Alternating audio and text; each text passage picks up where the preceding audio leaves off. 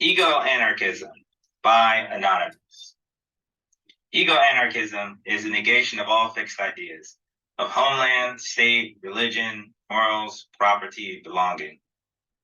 It's all about those who do not belong to any group, act alone because of their character or geographical isolation, don't recognize labels, follow their strong attitudes, recognize their individual ego as genius.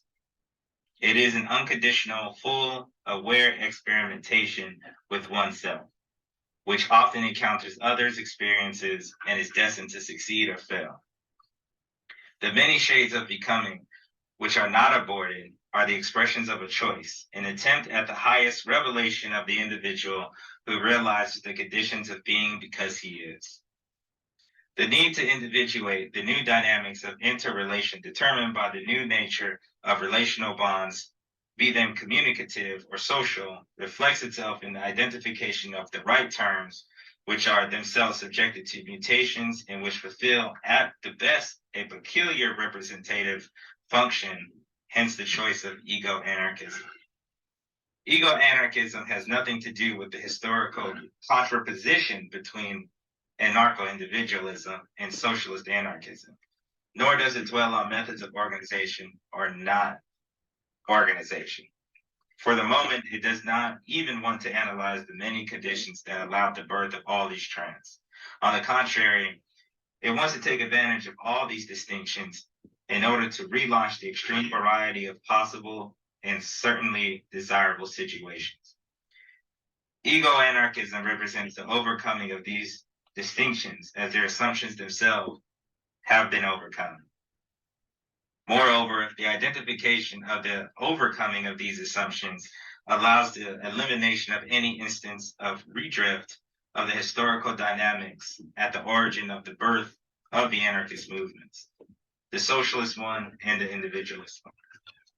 The new nature of the relational bond has reconfigured the approach towards revolt and revolution by taking into account their dynamics in terms of individual and mass.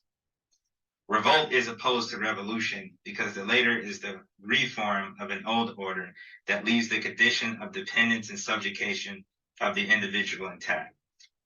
The individual is opposed to the mass because society is intended as loss of the individual, a characteristic magnified by socialism.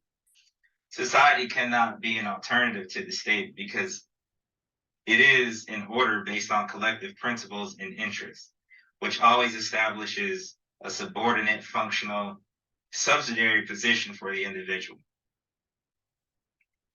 The attempt at absorbing the individual ego does not occur because the group amplifies its boundaries, but because of a coercive change of position imposed on the ego, which obviously refuses the suppression of its own self in favor of a homologation, requiring uniformity in order to guarantee control.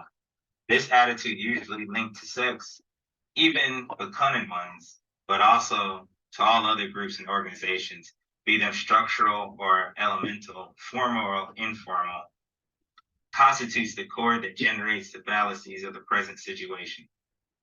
The core is formed by the intrinsic base of a socialist organism, by a socialist cognition, which today struggles to be abandoned, even if it has largely demonstrated its failure in history. The math smooths the difference in order to define itself.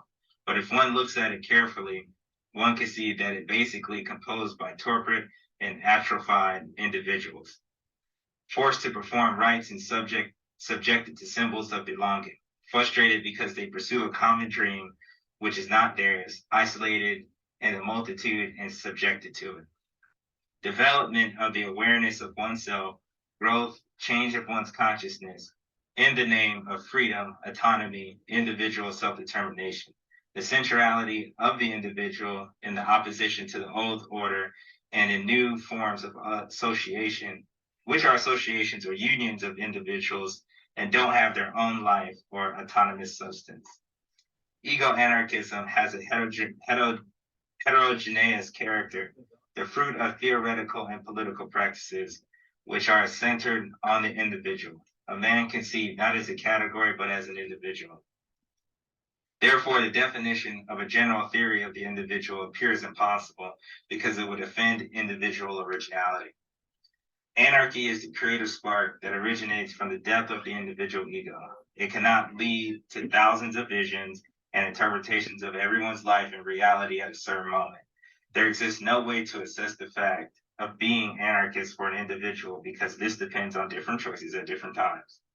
And the individual action cannot be assessed either, although